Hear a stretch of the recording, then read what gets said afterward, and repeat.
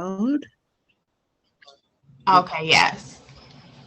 And this will probably be the last one I can record because I've got to delete all the other ones I Oh, have. make space. Yeah, I want to set up a YouTube channel. I've never done that before. Yes, you can. In the recordings that you use from here, you could just start to upload them on YouTube. Okay, yeah, I definitely want to, because I've got, all of these, weeks. So I want to try to do that. Right. Um, okay, so, I do the Instagram live through my other phone. Okay. So, but and I'm setting up the tripod for that, but I gotta plug in the phone because it needs to Okay. charge. Do you think? Do you think? Okay. Um, okay. All of this technology. I know, right? Like it's really, really good for us, but you gotta, know what you're doing, or it's like it's gonna take you for a loophole sometimes. Yeah, I don't know what I'm doing a lot of times, and it just Listen, you're doing more than most people know how to do, so that's a lot. Like a lot of people, they just want to use the internet search and get off. Like what we're doing, this is extra. this But is an education for me. So um okay, I'm trying to see how I can set up the Instagram. yeah, I wanted to do it, but my camera, like I wanted to also go live. Um, but Yeah, because you'll be on Facebook, I'll just repost it. yeah, because I just use my other phone. I just put my other phone on a tripod.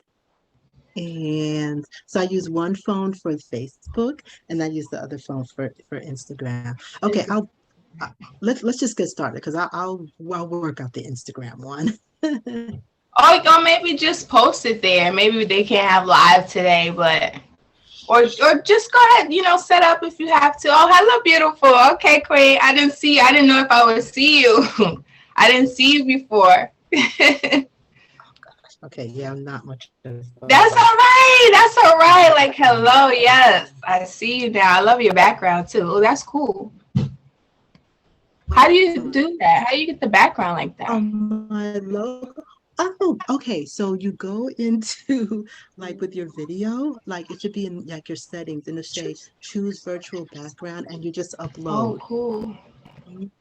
Yeah, so I'll when play you're around with it. using, That's cute. yeah, just choose virtual background and then you can upload some your computer or whatever you have saved. Okay, all right, so let's get started. Okay, good evening, everyone.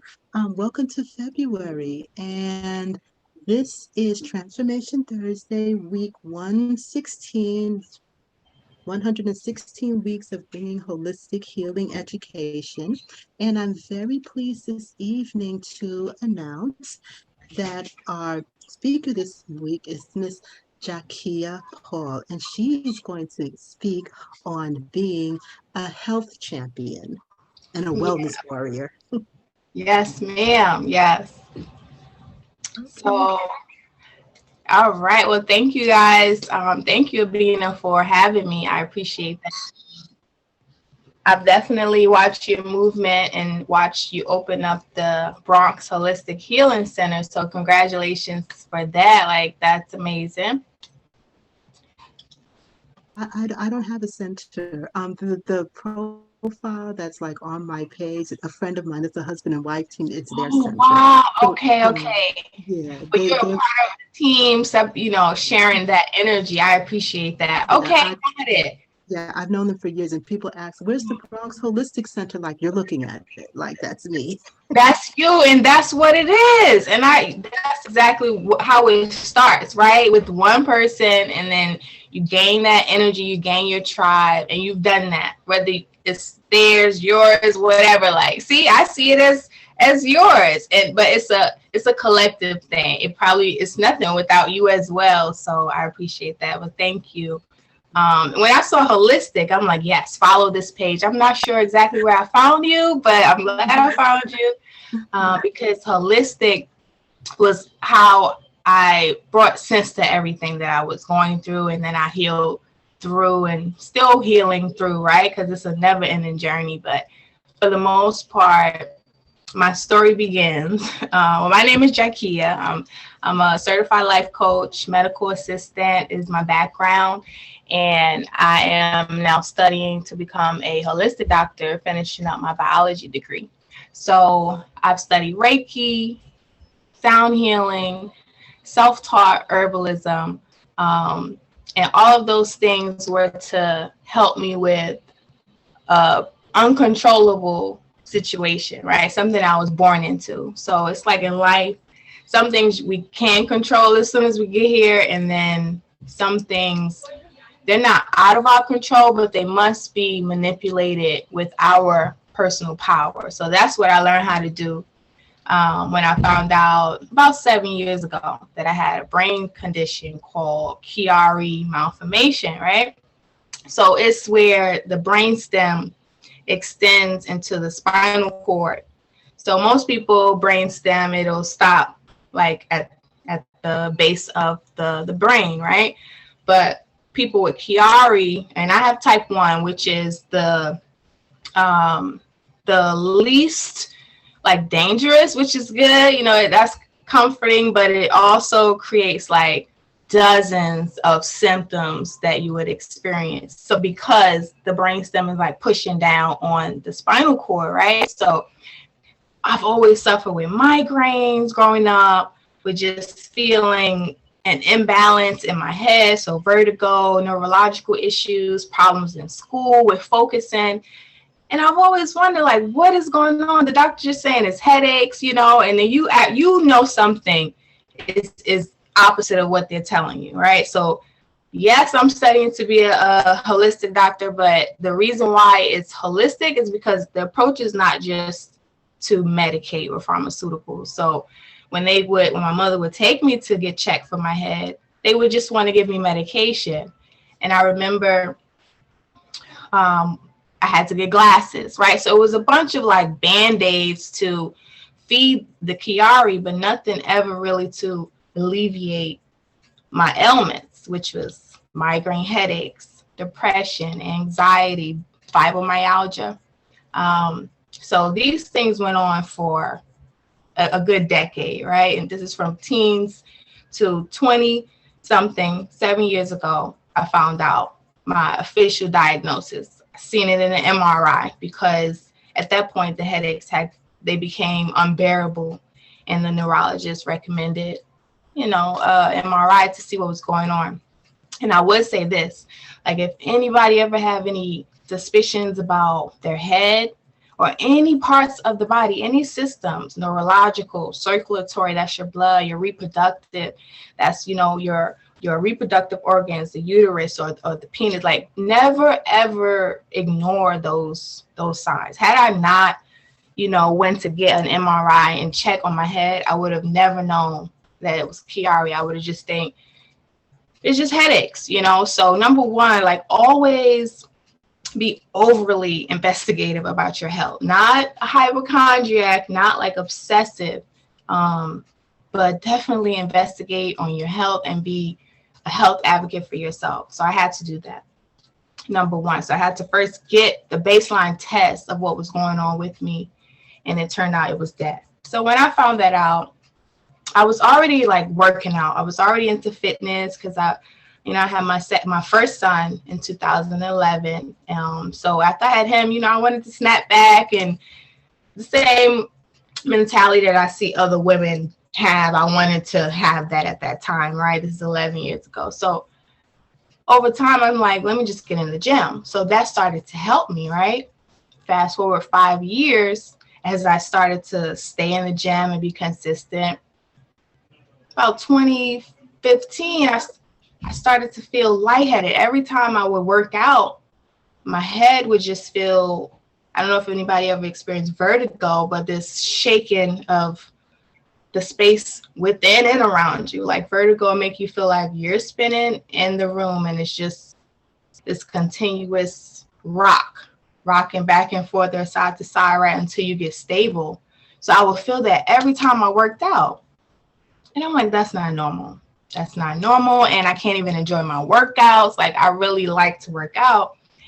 And come to find out, that led me to gaining the official diagnosis, right? So I also, at that time, year later, got pregnant, had my second child. And I noticed my symptoms, the pains in my head, pains in the back of my neck, pains in the shoulder, the arms, the back, down my sides. Because at this point, it's pressing on nerves, right? The spinal cord has all of these nerves that then connect to different parts of your body and tell those things to do certain operations. And because mine is being basically compressed, I do suffer from different ailments still.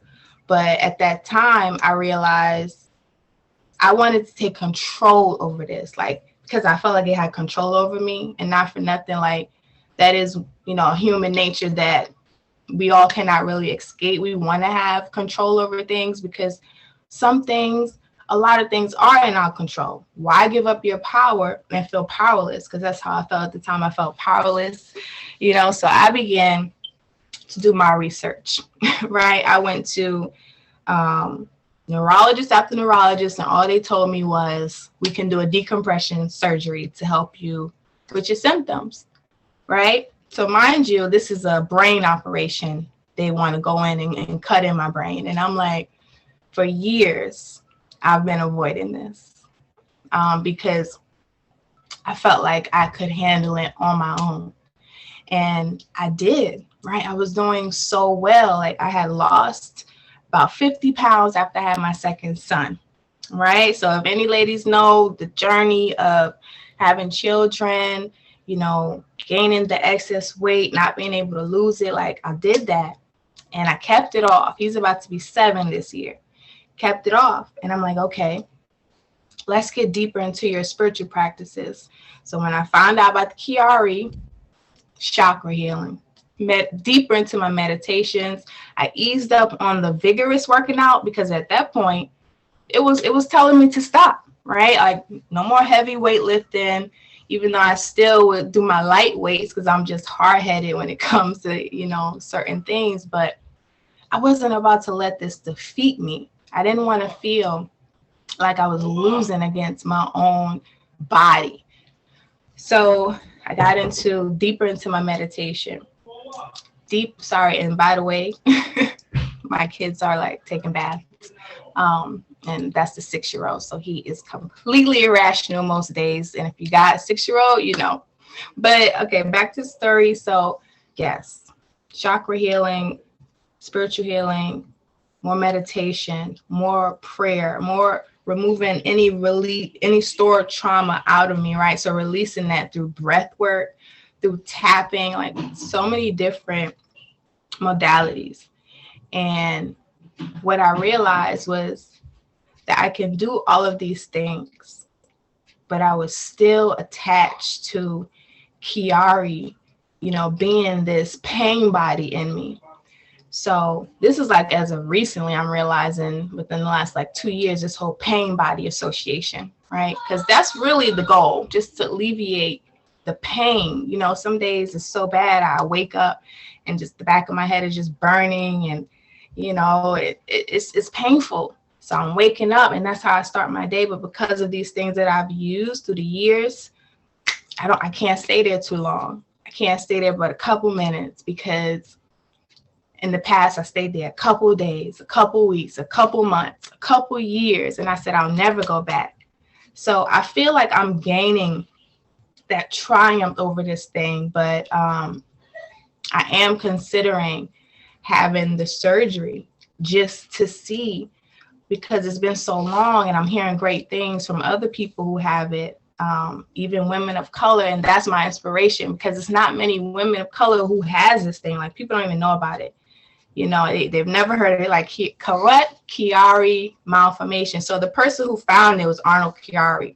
So most disorders or diseases, the names come from the people who actually discovered it.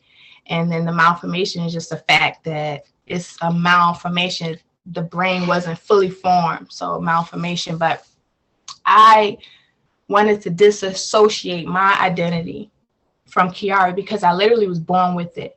So like as I'm forming in the womb, the brain didn't finish, which is weird to me because like I have one of the biggest brains, you know, like I'm full of ideas. You know, I'm an avid learner. I'm in school now, I've been in school, and I just have this zest for knowledge and always trying to know or remember yet what's instilled in me. And that's just what I've been doing over the years. I took all of that practice and started to pour it into other women. And that could be, you know, why we connected, Avina, because I started to share my journey and what I was doing on my social media platforms. Um, but yeah, I think that for the most part, me deciding that was Chiari was not going to take over me, you know, because I could have let it, but it won't. Mhm. Can I ask you, what do you mean by pain body? Yes, so pain body, and that's great that you have this photo. So like that auric field right there, basically the Chiari itself or any pain itself, like if you have fibromyalgia or arthritis, like that alone has its own energy and vibration to it, right? So the inflammation that's happening, and this is a Joe Dispenza.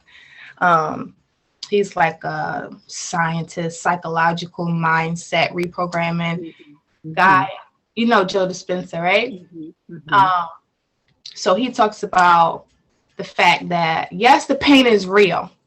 Like he would never deny the pain of it. And I don't deny that the pain is not real, but you dissociate with the effect that the pain has on you. And it actually works. It works. It takes time because you're so used to being so connected to the pain. Oh, I'm hurting. This is aching. Let me medicate it quickly. Let me make it feel better. But the less you pay attention to it, the less you associate with it, the less it stays in your physical body. So, but until you dissipate from that pain body, then you're like living in a pain body, if that makes sense.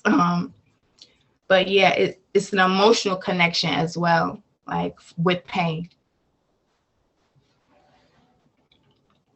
So it's kind of detaching and not feeding into it.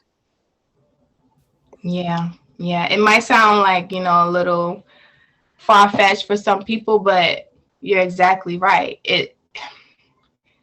The pain is real. What's happening is happening. But if you do not actually give it any, if you don't feed into it, then it has nothing to feed off of. So it can't keep generating more and more pain. That's how I see the pain body.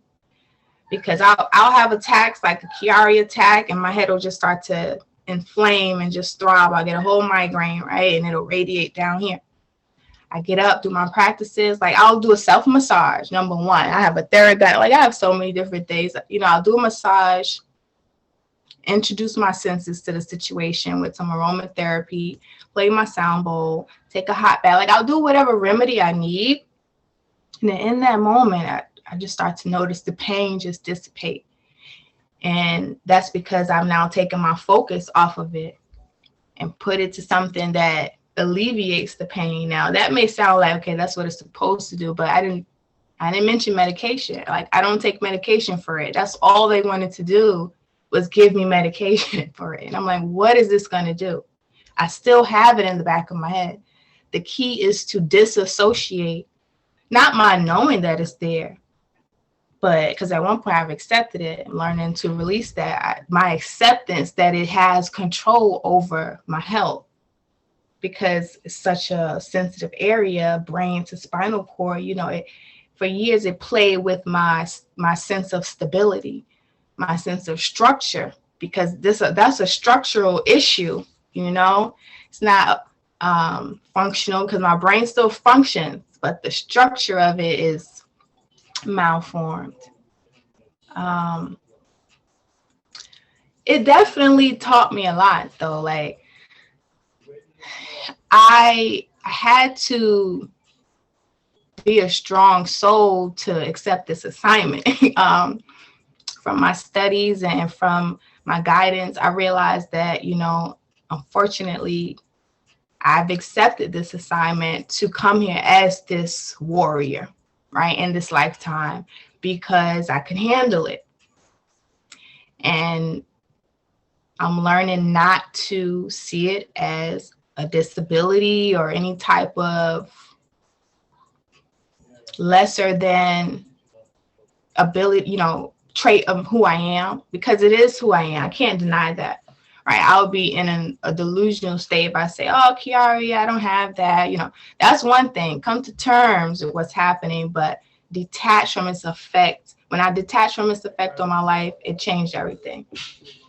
But the reason why I want to do the surgery is because we still have to stay in this real world where it shows that this is really happening.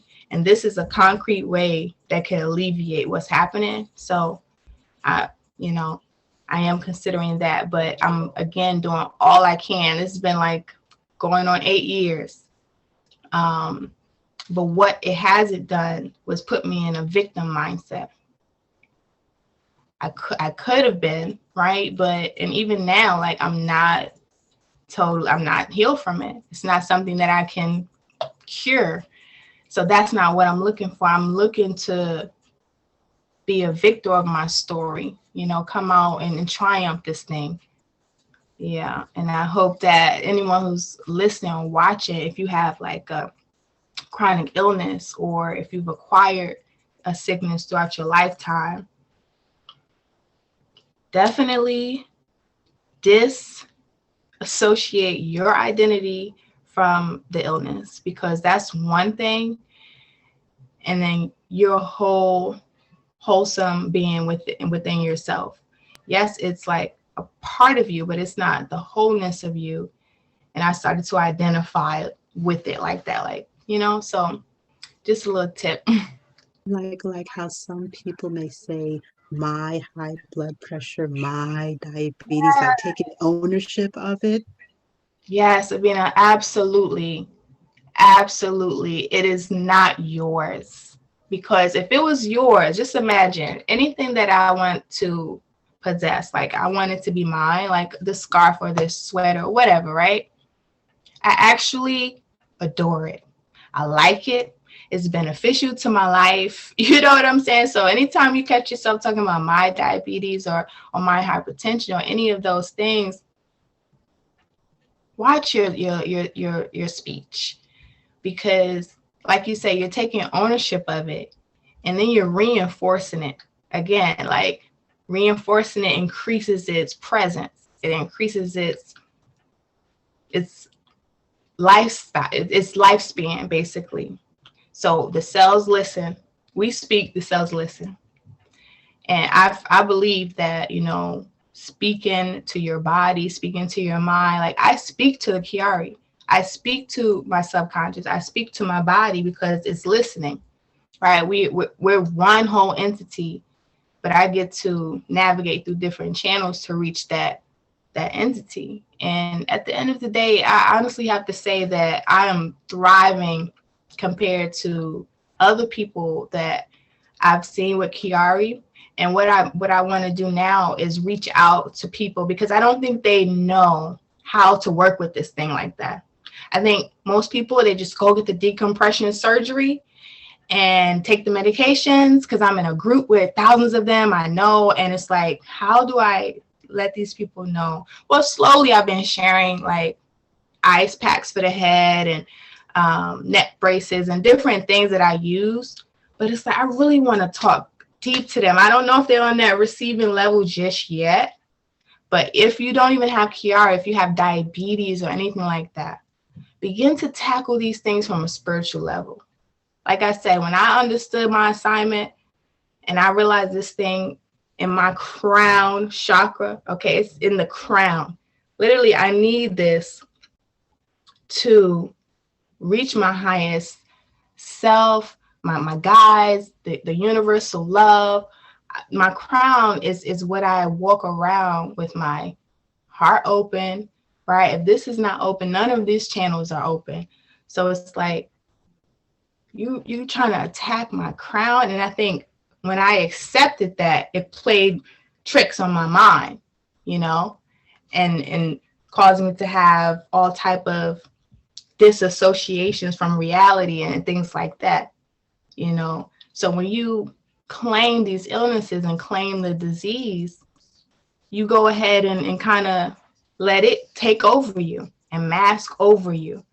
But you are a wholesome being, right? So when you tackle mind, body, and spirit, there's no room for that illness. Like if you are making sure you are whatever that looks like, because it's different for everyone.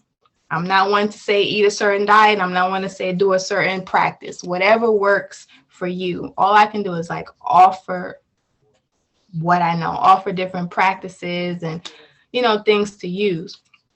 But I think that in this society, especially because we see it, we're seeing it. We see people overeat, right? We see them overconsume. We see them under exercise.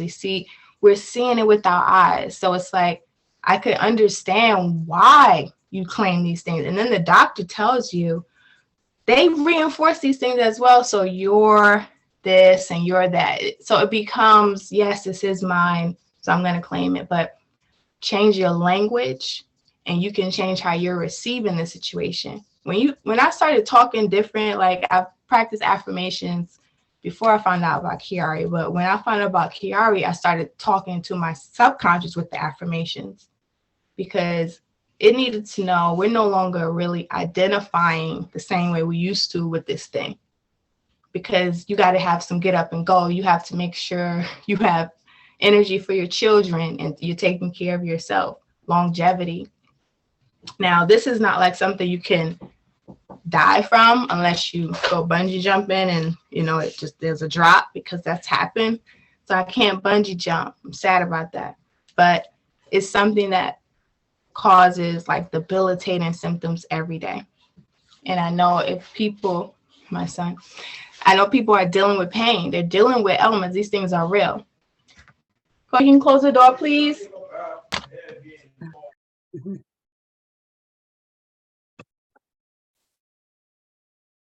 So, if I could ask a question, the whole body, mind, spirit connection. I guess you're familiar with Louise Hay, You Can Heal Your Body. And I know you mentioned something about crown chakra. But have you done any more, looked into any more about the emotional connections behind it? Absolutely.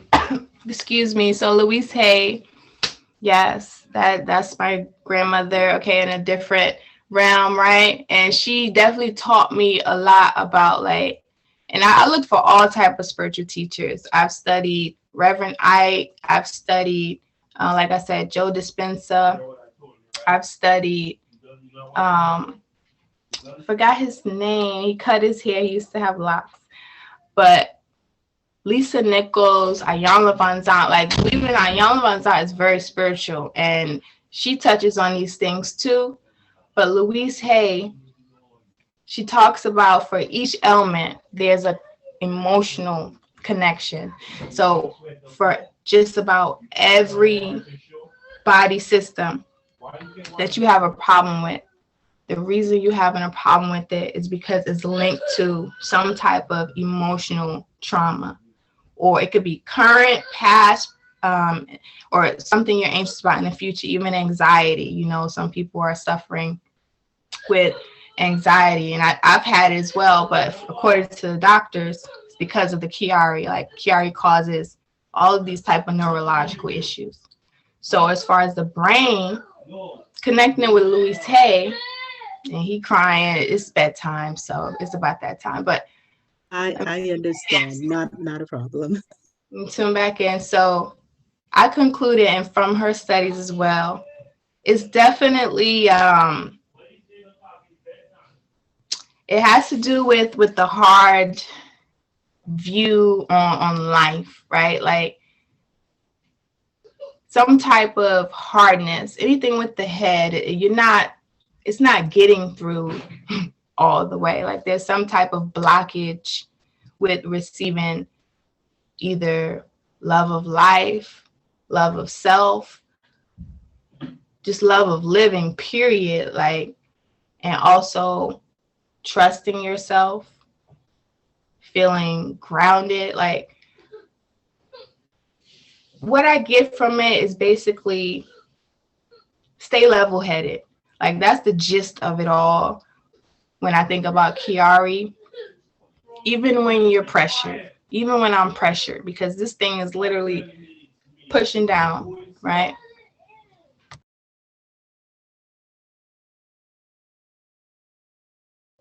So I just had to like do a PSA. They forgot I was in here.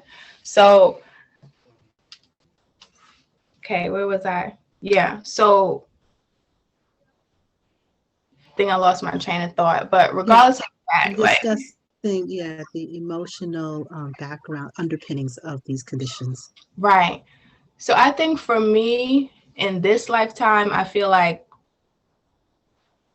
I wanted a challenge, or I needed to kind of like a karmic lesson. This Chiari is as well.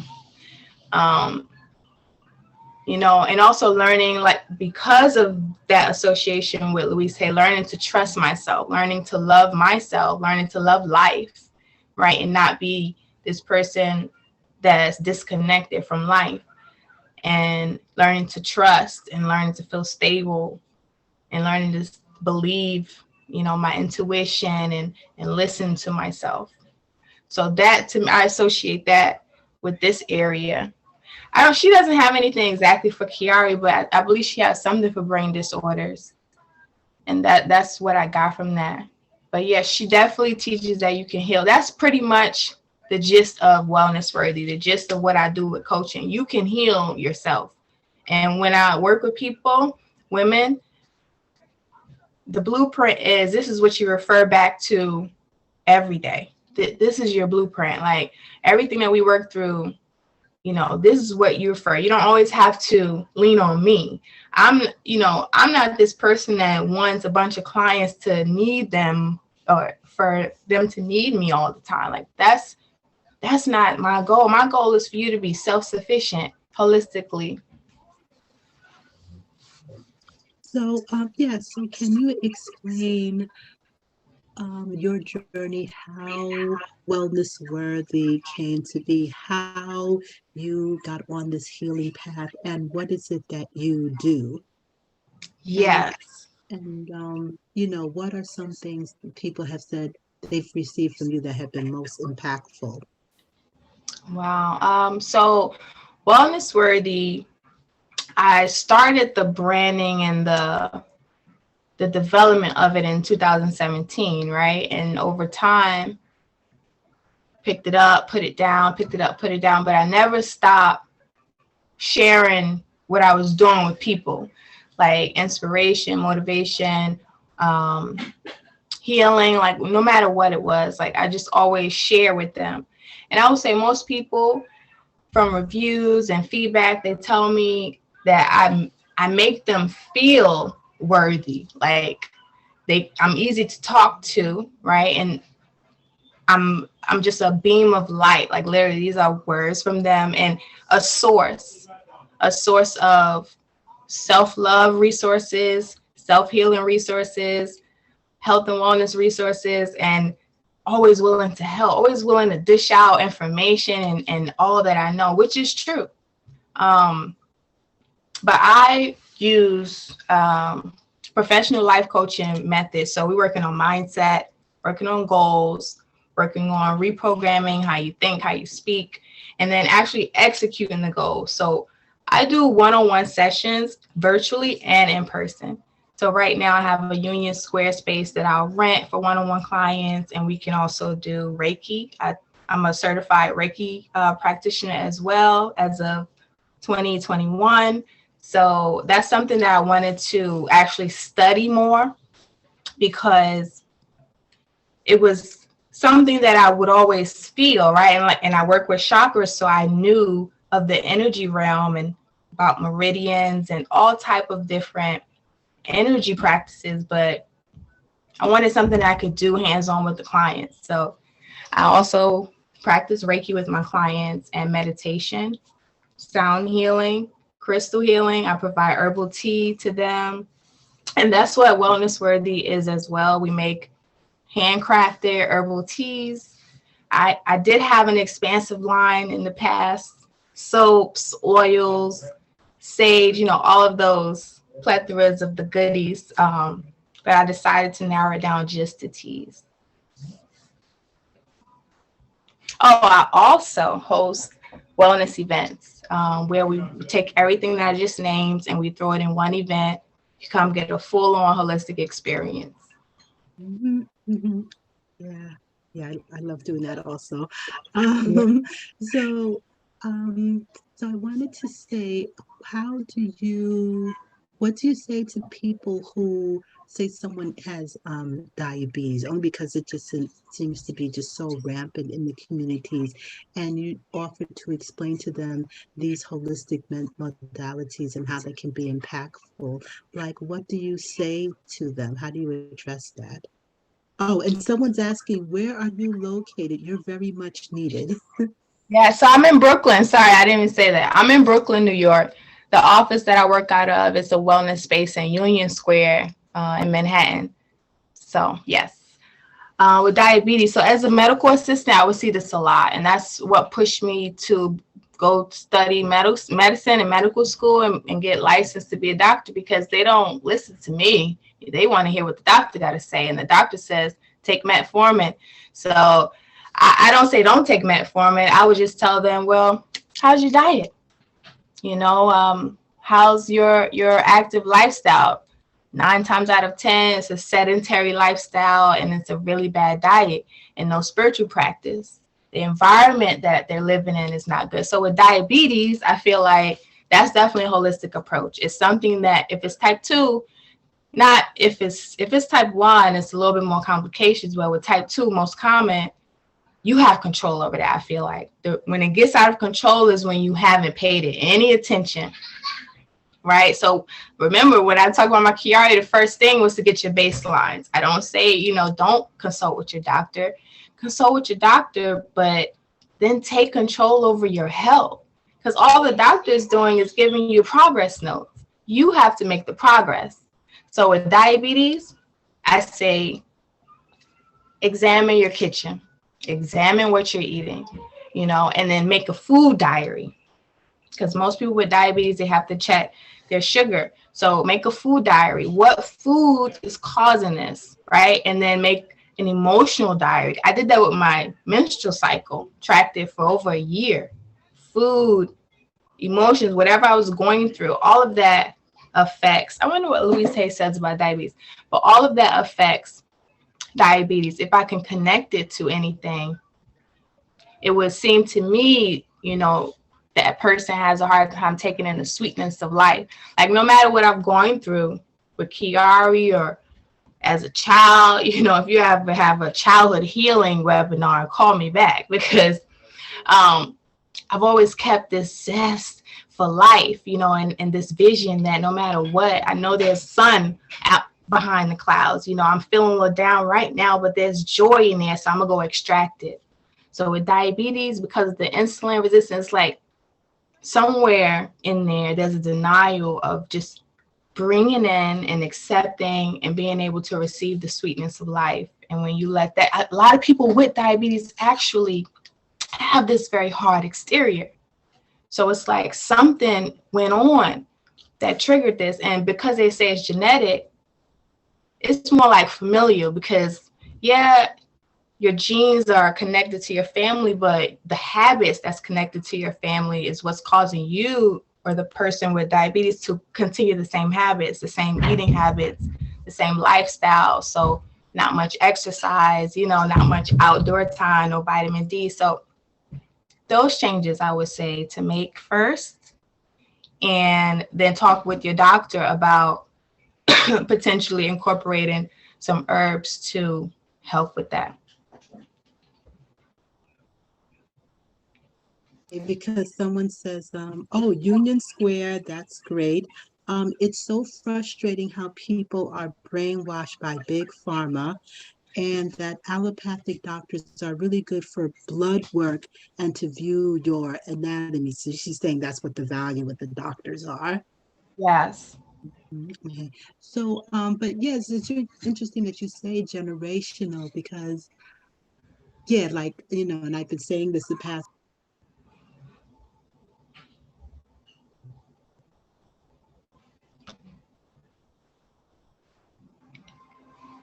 Oh Oh, my God, I've been doing all this. Oh my God, I was doing all oh this. yeah, I didn't hear you. You went out for a Oh, second. I'm sorry. Yeah, It's okay. talking about the comments. Someone saying so frustrating how people are brainwashed by big pharma and allopathic doctors are really good for blood work and to view your anatomy. And I was very much agreeing with what you said about diabetes because Louise Hay says diabetes is caused by not realizing the sweetness in life or by complaining and therefore not praising what good things are abundantly available. So yeah, okay, I got sweetness. I knew it was on the tip of my tongue right there. So yes, that makes sense. Yeah, people with diabetes, from what I see, right? I'm not generalizing everyone, but that's a common characteristic. They complain, they're unhappy.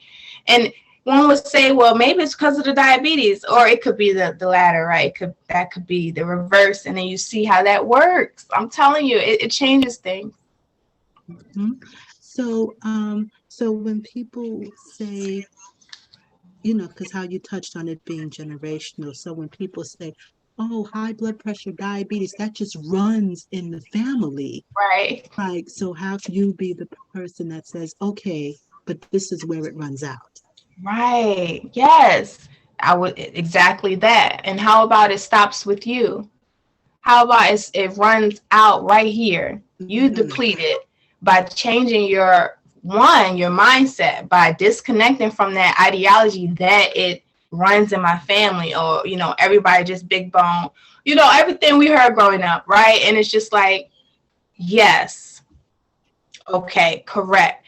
But it's time to separate from that, because that way of thinking hasn't served your greatest good, right? It's just served your memories. It hasn't really served your health and your wellness. Yes.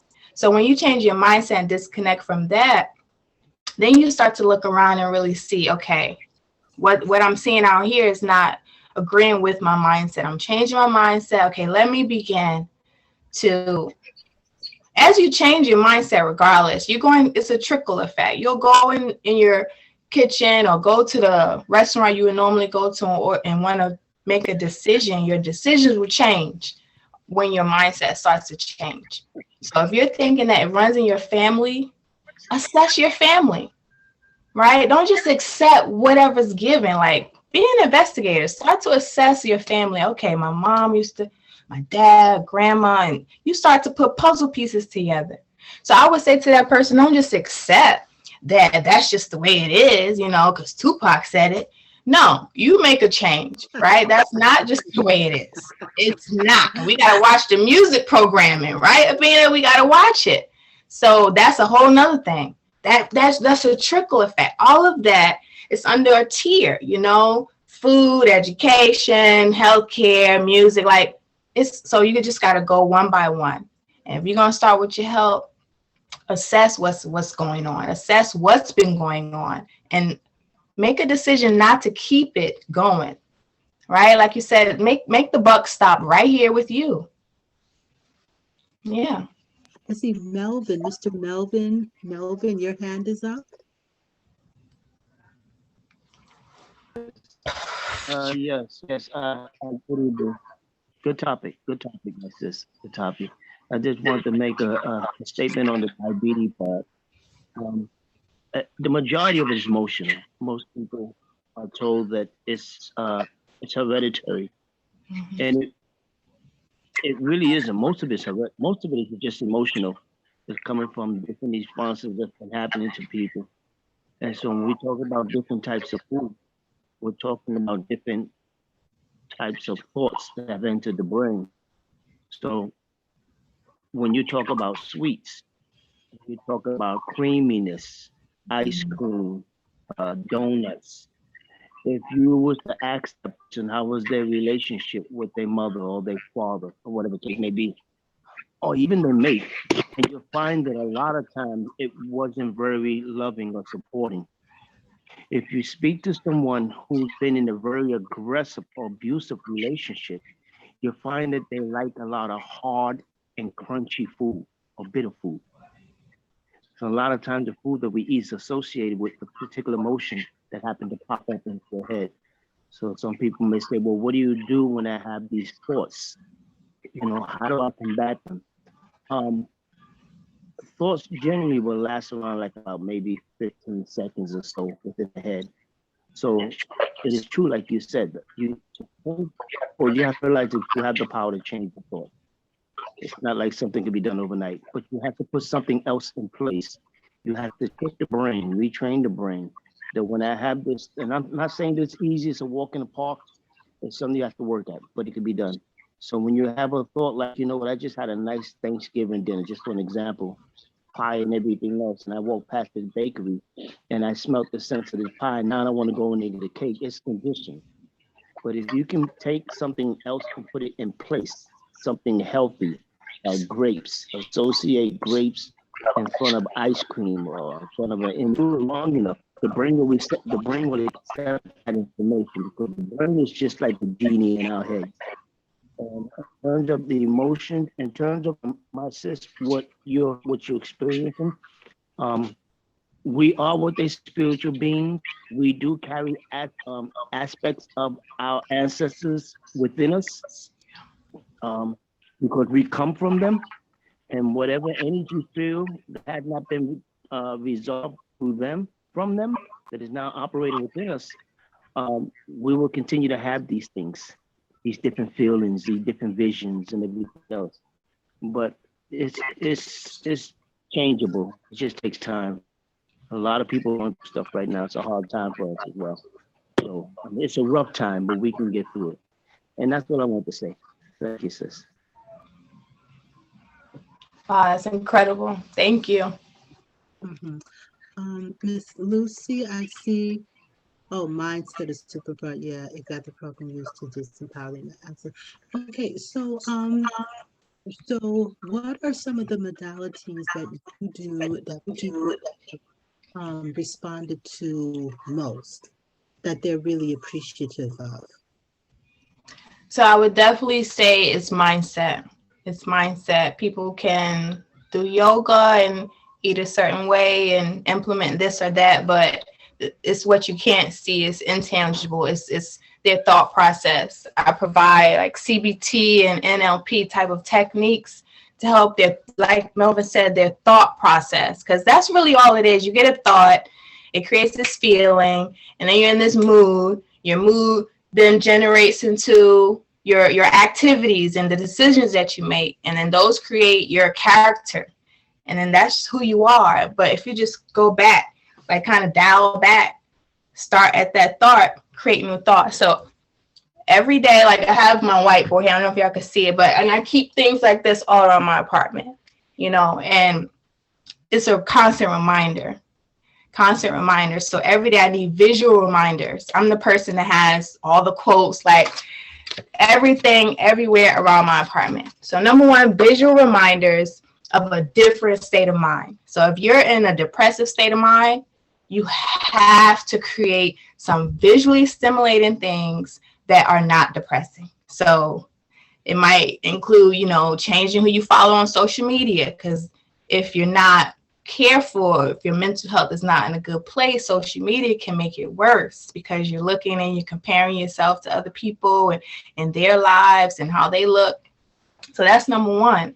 And then number two, assess what you're eating, right? No, that's a no-brainer, but that's number one, right? Like if you're eating bad, you're gonna feel bad. Like, yeah, we have cravings for things every now and then, and you don't want to create all this build up of resistance. So eat your ice cream or eat your cookie, right? But have your things in moderation, because when you create this habit now of leaning on that stuff, then that's your lifestyle, So assess nutrition.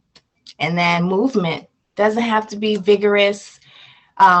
Gym, I have a gym in my building. Do I go every day? No, but I make sure I move. I do yoga in my own apartment. There's no excuses. You don't have to have, a perfect environment. You create the environment that you want to see. We are sculptors of this reality. Like, we're co-creators. So go ahead and get in your place and start making some things happen, right? So every day I'm co-creating with my life. I don't write every day, but I make sure I put it in thought, my intention for the day. And like I said, if I wake up and it's not a good day, as far as Chiari, and I might be inflamed, I immediately go into a massage. I do my own massages on myself, right? Salt baths. A spiritual leader told me years ago, she said, every day when you come in, take a salt bath, especially when you're out around a lot of people. Use Epsom salt, Himalayan pink salt. And if you don't have the tub, just make you a little grind and put it on for you. You know what I'm saying? And if it's deep, don't rinse it off for the night, right? You really got to remove some stuff, or if you want to add some herbs and things to it. But spiritual baths helps a lot. I do that at least once a month with vaginal steams. And for the women especially, that's a whole nother topic. But the womb healing, that's a movement right there, right? And that takes its own attention. And that could be causing all of the women problems, which trickles into the men. But yeah. So just kind of hit all the systems, right? Even with the feet. I make sure I try to get outside. Well, I do have to get outside every day because I have kids. I'm doing things every day. But when I'm outside, I make sure to be intentional where I'm planning. If I'm in class, because I'm in school, always try to be present, and content in your body, in your mind, and tap into how you're feeling in the moment and what's happening. You don't always got to understand things. You don't always have to process it. I wouldn't say go down the rabbit hole of needing to make sense of everything, but just make sure you're aware. And then the rest will handle itself. You'll begin to take action, because the things that you become aware of, you might not like it. You'll begin to dislike some things because now your awareness is on them and you're seeing how it's affecting your life. So intention through the day, presence through the day. Meditation, very important. Even if it's with an app, y'all, I'm telling you, you can use apps like Calm. I don't use apps anymore. I used to use Calm, but I do have an app. It's more so like for therapy. It's called Bloom, right here. Can you see it? Bloom. So that app is not just meditation, it's CBT as well. So it's cognitive behavioral therapy. So when you're learning how to change your life, you have to change your behaviors, because that's really, yes, YouTube. If you have Apple Music, you could just Google, go on meditations. Bloom, let me put it in the chat. Bloom app is really good, especially if you're, not sure about trying therapy yet. Or if you are looking for a new therapist, but you just, you want to make a transition, apps are really good. What else? Sound healing.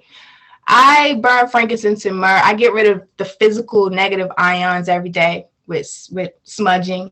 That's just me. Prayer. Really, this thing is very, very basic, but you got to be intentional. Like at one point I had my crystals and I was wearing, it was a lot, but I realized I didn't need all of that. And then one of my professors, she was like, so what happens if you don't have the crystal? What happens? Does that have power? She was a Christian woman.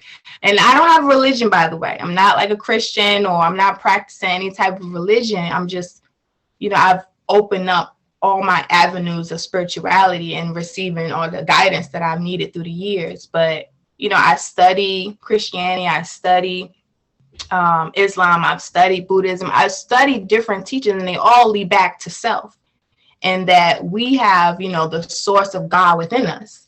So in order to extract that, we got to do things on a daily like this. And Yeah, that's just like basics that I read a lot. Astrology is big for me too. This is something that I'm working on for my girls for my Facebook group. I have a group of over 300 women, so I'm working on a course for them. Yeah, we're gonna connect. We're gonna connect on that. I got you. So what do I have here? Oh, mirror work and shadow work. Okay, I'm leaving some stuff out, y'all.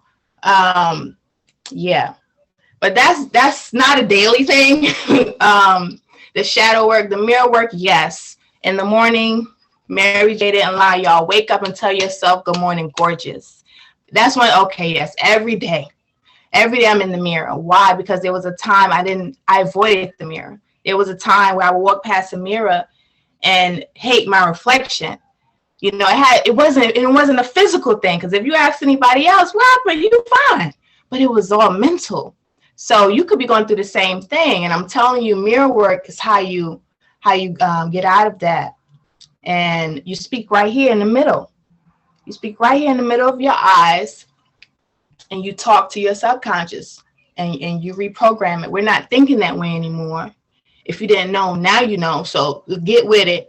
Astrology is big too for me. I don't lean on it as much as I used to, but I got this tattoo when I was 16 years old, and I'm a Cancer sun, Taurus moon, and Aquarius rising. So I urge all my clients and anybody I work with to tap into their birth chart. It tells you a lot, as well as human design. So I would check that periodically as well. Yeah. And whatever else you want that makes you feel good, that opens up your senses, that opens up your consciousness, that have you thinking, feeling a better, different way.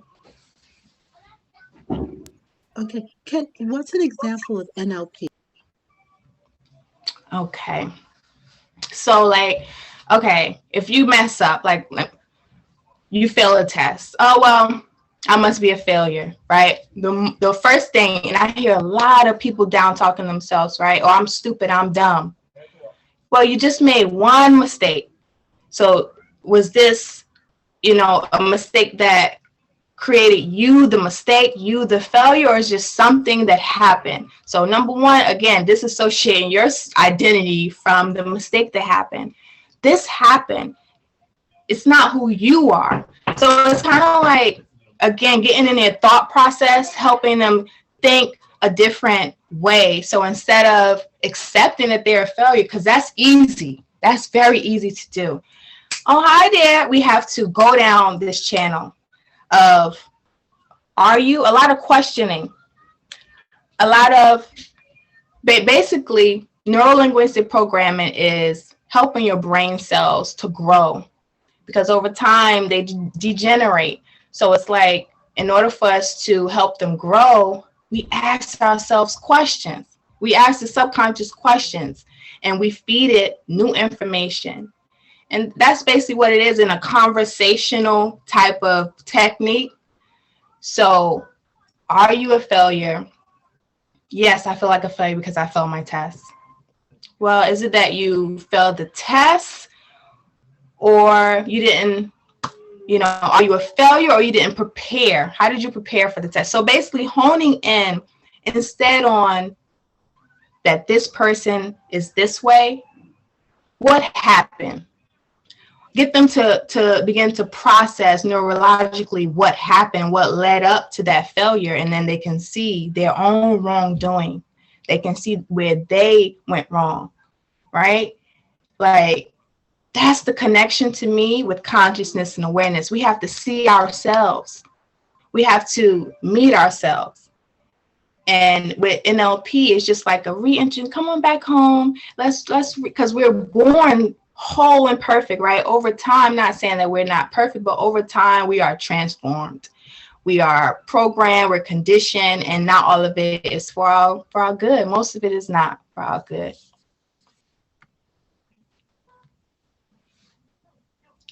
Oh, yes. There's that word again, reprogramming. Yeah, it's real, Bina. It's real when you think about it. We're born, and a lot of it, some of it is for our safety. We need some structure, right? We do need structure, and we need things in place so that we run as a society in a fruitful way. but it wasn't set up for us to do that. It wasn't set up for us to run in a fruitful way. So now you have to say, okay, I'm going to rebuild my foundation for me, my family, my community, so that we can be set up in a fruitful way. Because as we see, it's not set up like that. So instead of accepting that it's not set up like that, instead you create a new foundation. You reprogram.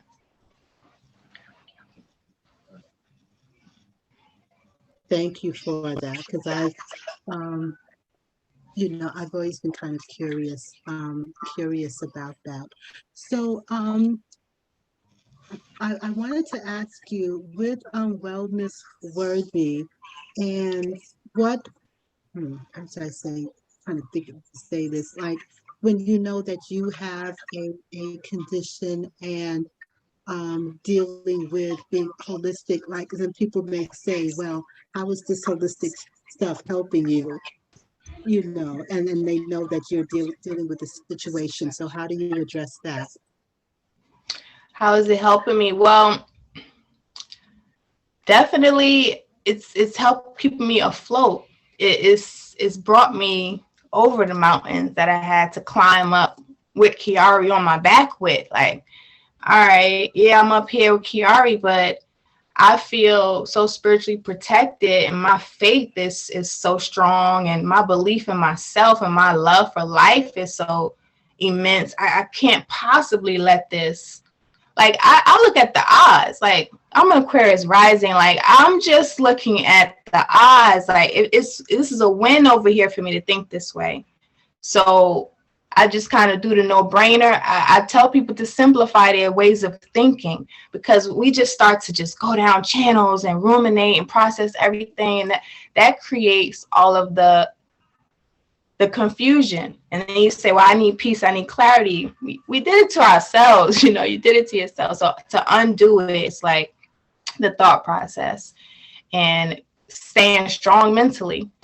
It's cliche, but like, I'm the strongest person that I know, and all of you are the strongest people. You got to look at yourself as a triumph, and no matter what, because life is going to happen to all of us. Nobody is going to leave here unscathed. So I realize if I'm going to get a little bruise, I'm going to do it as a warrior. I'm going to do it thriving. I'm going to do it proud. Right? Yes, I have a brain disorder, but no, it will not overcome me. I shall overcome it. And I've been doing that. And I'm living proof. Like, anybody who's been following me, they can see that. And I give my testimony. I have vulnerability as well. That's important. So they can see, if you doubt this, you're still doubting yourself. So I would just say, be a living testimony. If you don't want something, if you don't think it's going to work, try it first before you decide that it's not going to work. Yeah. Yes. I think Lucy has there's some comments here in the chat. Let me kind of scroll. Mirror work, you're talking to self in mirror. Yeah, I kind of understand it taking a long time to look in the mirror. Do you work with insurance? Okay, question, do you work with insurance? So not as of yet. That is in the future. It's actually, insurances now are starting to pay for more holistic services, and they're creating CPT codes for things like acupuncture and different types of remedies. That's definitely in the future, and I'll keep y'all posted on that. I am on IG as Coach J Paul. I'm gonna put it in the chat. But the mirror work, let's talk about that real quick. It can be hard for a lot of people. Like I said, it was hard for me to look in the mirror. It's not that I thought I was like ugly or something. It was all that bent up shame and guilt and pain and fear. I didn't want to see it, because it shows through the eyes. It shows through the soul. Like, you can see this. So a lot of people don't want to confront that. So I say start with voice notes, or either now in this generation, I work with millennials, use your phone, right? Because that's so easy, right? Just but do see yourself. Like mirror work is so that you see that reflection. I don't exactly hold key to the mirror. You don't have to have a mirror, but you need to see yourself. And then sometimes you might not see things that you want to see, and it might scare you because you're not used to looking at that. But repetition, routine, the more you do it, the more comfortable you're going to get looking at your beautiful face. The more you'll realize, wow, why didn't I do this a long time ago? This is really beneficial for me. I would love to see her as well. I definitely thought I was damaged. Definitely depressed. I still have anxiety disorder, but it was chronic. I used to have panic attacks regularly. So my herbal tea line was a big inspiration for my ailments. I made teas to deal with my ailments, pain, anxiety, period issues, and they helped. But if you don't have a structural issue, right, and you have an issue that you can control, look at me and see motivation. Understand that you can take your disorder by the neck and take control of it today with a lot of things. Even if you just started meditating tonight, you're going to feel different. It creates a different auric field around you. And the negative energy can't stay when you're, like Melvin said, replacing it with something good, which is the positive energy. Now you're going to have a nice balance when you get in there and start to create more positive energy, because the negative energy is never going anywhere, right? Right. But it can create this duality where, all right, it could be around me, but I'm not absorbing it. Yeah. So I want to ask about this 35-letter word, shame. How do you address shame? You said it's what kind of word? I said a dirty 5-letter word, shame. Shame. Like, how do you address shame? And it's so, I'm so grateful that you, being a practitioner, are addressing shame, and being so transparent, because you're letting people know that you're a human being, that you're not just all the way up in the ether. And it's like, no, we're here on earth, and we have things to deal with here on earth. So how do you deal with shame, when people feel very deep rooted shame? How do you address that? What words would you say for people who just feel like they're stuck because of shame? Yes. Wow, that's good. That's really good. Shame, to me, just like worth, is a common disparity for a lot of people, especially in inner city communities, single parent households, our communities. Like we were taught that the first shame you got was probably playing with a toy after bedtime. It's time to go to bed. What did I do wrong? That same shame, carried through the rest of your life. I don't want to get too deep to be a trigger for someone, but traumatic childhood experiences could have been that first beginnings of shame. Now, I'm not a therapist, but you do have to trace back so that you can then extract that pain that's still lingering from way back there. So when you and they identify, with shame as something current, right? But after a while, you realize, I'm carrying shame. I'm not even like shameful. It's like on my back at this point. So how can I begin to forgive myself, number one, in this present time? I need to forgive myself for anything that I feel wrongdoings for. Maybe I did do it. There's things that I really have to forgive myself for. Like I was, it was me. I was a problem. And we have to admit that too. So forgive yourself for anything you're shameful for.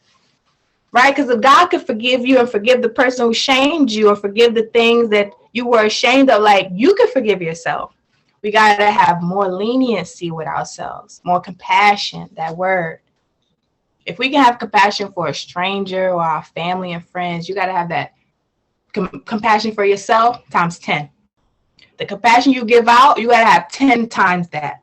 So with shame, releasing the guilt, there's guilt associated with shame too, right? You feel guilty that the thing happened that you're shameful of, and then it's like you're guilty. You feel guilty for being shameful.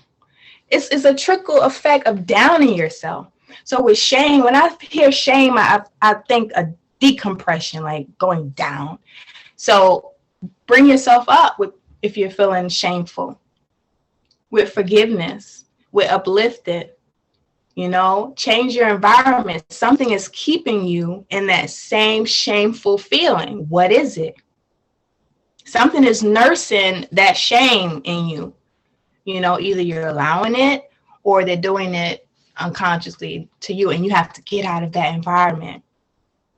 Now, if you can't physically get out, because I understand situations, right? Start to mentally get out. They'll send the words, they'll send the feelings, they'll send the energy, but you won't absorb it because you're working on that field of protection against anything that's coming to remind you of that shame. Yeah, that I know is an earful, but yeah, that's what I say. No, it's very important because it's thinking you feel frozen and don't move because of shame. And then it's like I think I read somewhere where shame is like an invisible cloak because you're holding on to it like no one else can see it. Yeah, You're the but only true, one. You're the true. only one who can see it. You're the only one that's keeping it alive. Yeah, that's That's true. true. Is someone talking? Abner, can I? I'm sorry. Go Go ahead. ahead, Melvin. Go ahead. No, just on the. I just want to go back to the neurolinguistics programming because all that ties into everything that you're talking about. In terms of shames and how you feel, and the neurolinguistic program is actually a great modality to learn to use for yourself. Mm-hmm. Because what it teaches you, as the sister said, you're teaching your brain, and that's the thing I think a lot of people need to understand is that you're dealing with the brain, not the mind. The mind is like God or whatever, but you're dealing with the brain that has been programmed according to the environment that it is in. So there are actually ways that you can actually use NLP to change up whatever it is that you're going through psychologically. So let's just use shame for a second, if I can. Whenever you're feeling a particular way, that is simply because you have an impulse that has come up from your subconscious mind that is now in your conscious state of existence. It doesn't stay there. But when it pops up, try to remain as neutral as possible. Place no judgment upon it. Don't give it no other feelings. Just observe it because within it is messages that you need to learn. But that's really what they are. They're just thoughts or just messages that they're trying to tell you, hey, look at me. This is why I'm here. And now you have to figure out how to set me free. You know? So it's not a bad thing. None of this stuff is bad, although we've been conditioned to believe that it's bad. None of it is bad. You just got to learn the science of thoughts and how that works. And thank you.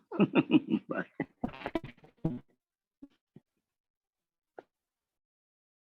Thank you, Melvin. Was there something here in the chat? Oh, long-term grief keeps you stuck. Shame is a big one. Yeah, yeah, yeah. And it's Long-term grief. Yeah, mhm, mhm, mm, I agree. mm.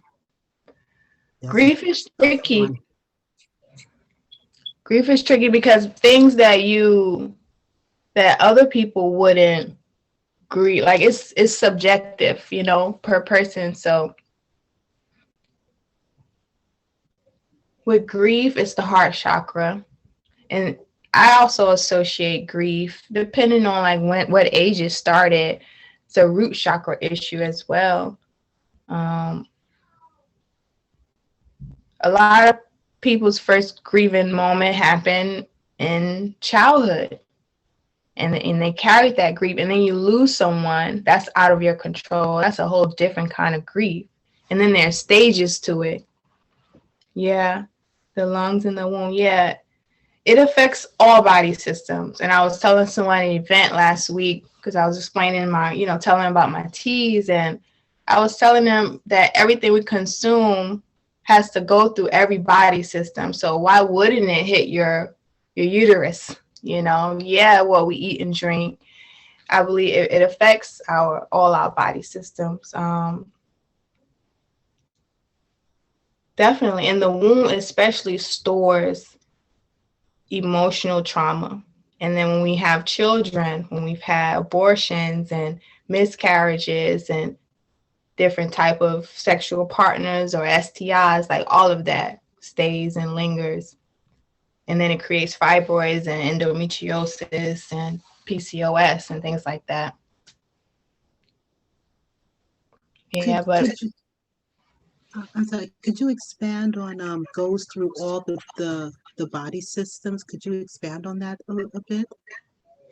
Right, like whenever we ingest anything, it has to go through the circulatory system, and the blood is everywhere. So that's how I connect that.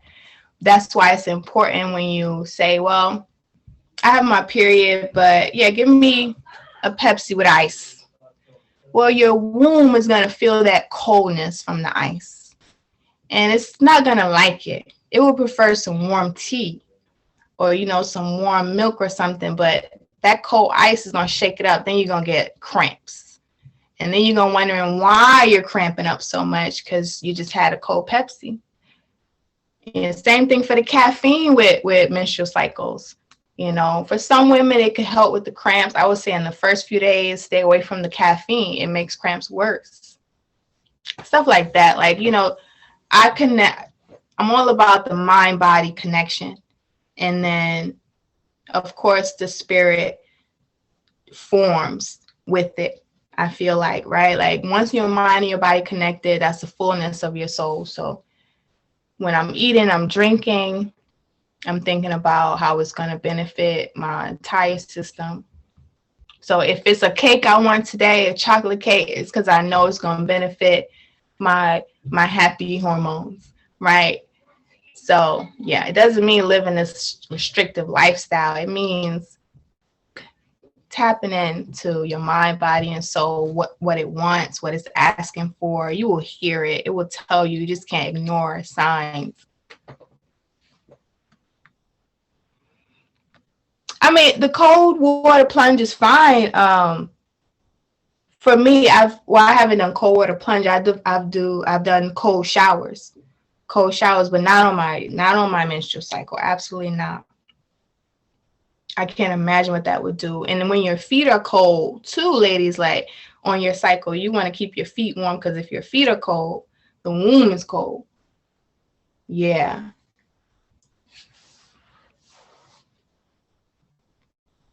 Yeah. Okay. Thank you for that. I had never heard that. Yeah. Ice baths are good, but yeah, I wouldn't say for. Yeah, I see what you're saying though, because regardless, yeah, even if you're not on your period, well, it depends on how long you're in there. They're just really good overall. Like I would just use the heating pad afterwards. I don't think it would do much because you're not in there that long. But yeah, cold showers are really good to wake up your nervous system, and if you're not ready for a cold shower, just dip your face in like a cold bucket of cold water.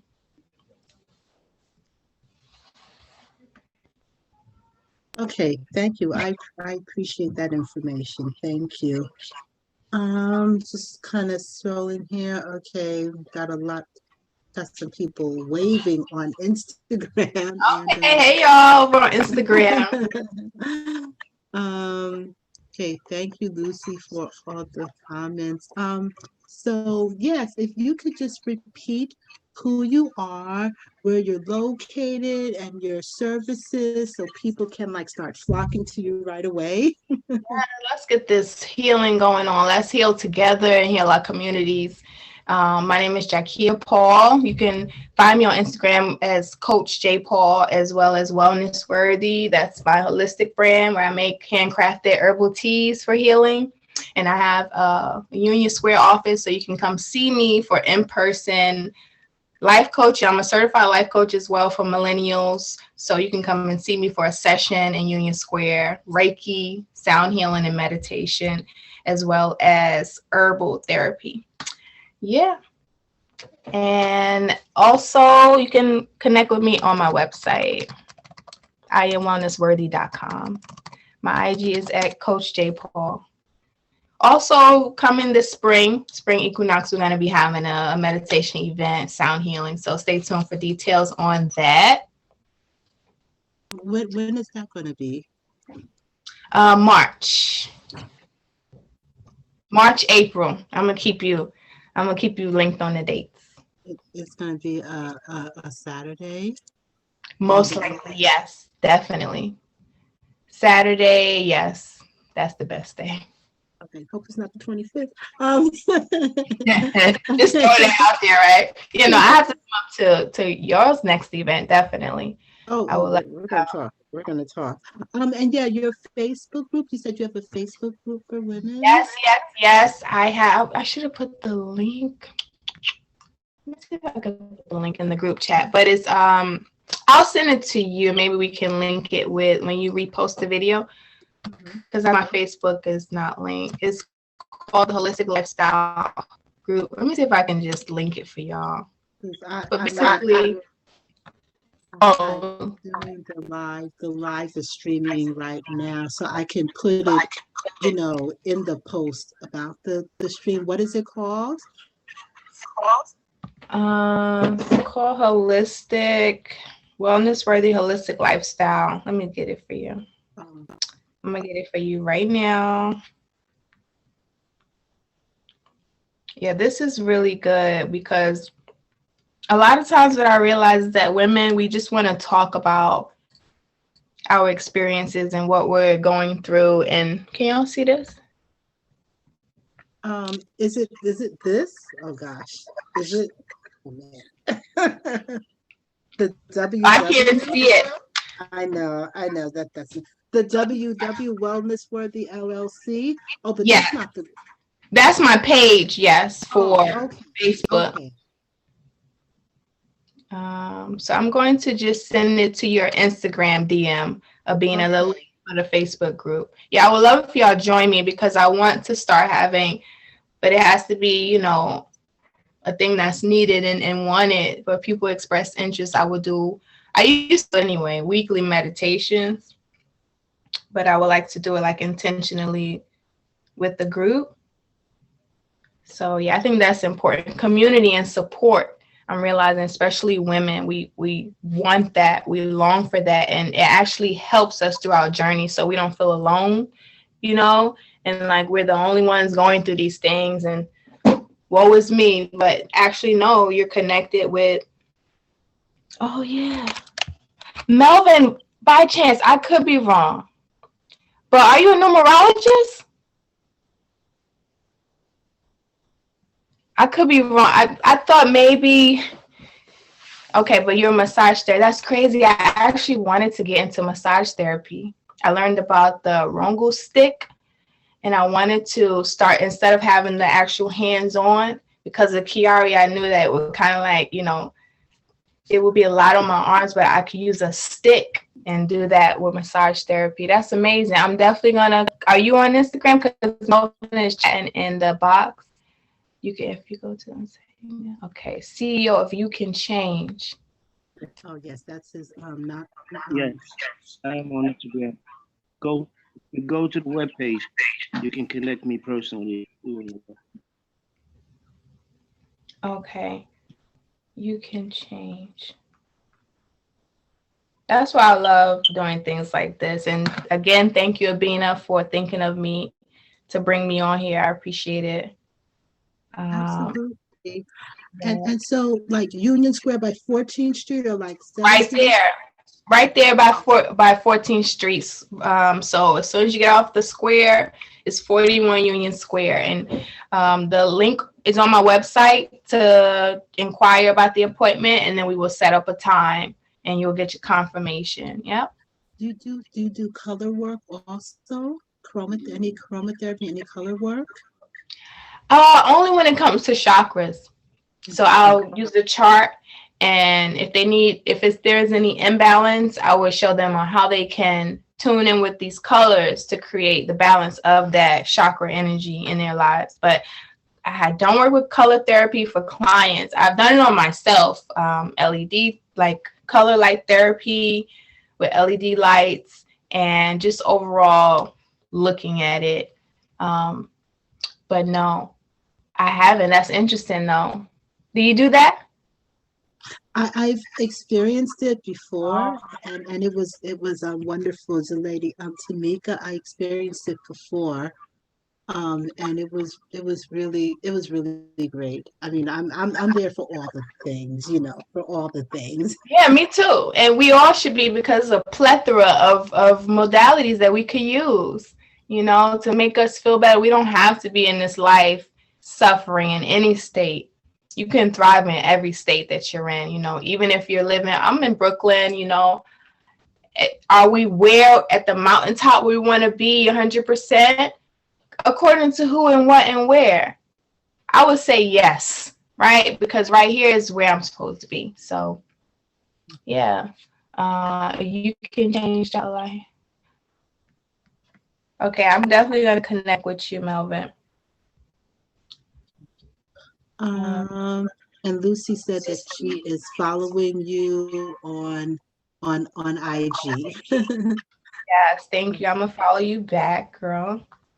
Yeah, send your friend my way. Send her my page. Sometimes people, they've told me from posts that I make, just a little inspirational post that has kicked them out of a depressive state. I'm like, wow, whoa, that's a lot of pressure. But okay, if it's working, it's working, because that's what I do. Absolutely. So I will definitely be in touch with you really soon. Um, so okay. Yes. So I want to say thank you. Thank you for sharing some time this Thursday, and thank you for sharing your gifts and your information. Usually people watch the replays on Facebook and then they contact me like, oh, how do I get in touch with her? So I just love like sharing practitioners with other people, letting people know what's out there, that yeah, we don't have to rely on just the doctors. And you're going to go to the doctor, fine, but there's other things that you can do, because I believe in empowerment. Like when people say, oh, you do health fairs, I don't do health fairs. I do healing and wellness events so that Right. you can know that the healing is within you, that the healing Yeah. starts with you. Yes. The health is in the healing. We've been conditioned that health is outside of us, but we coming back home slowly but surely. We're going to get there. Yeah. But thank you Absolutely. guys again, everyone. I hope you enjoy the rest of your week, and don't let anything deter you from your vision, and you got this. You're your number one star player for real. Never forget it. Thank you, and thank you for being transparent and for sharing your journey. I mean, that is something I'd never even heard of before. So thank you for your transparency and sharing, and yeah, being the inspiration and being the example. That you can be a practitioner, and there are still challenges that we have, but we're thriving. We're thriving. Yes, yes. We are all thriving. Believe that. Thank you, Abina, and thank you, everybody, for tuning in. All right. Thank Bye. you. This was Transformation Thursday. See you all next week. Thank All you. right. Okay. Bye bye. Bye.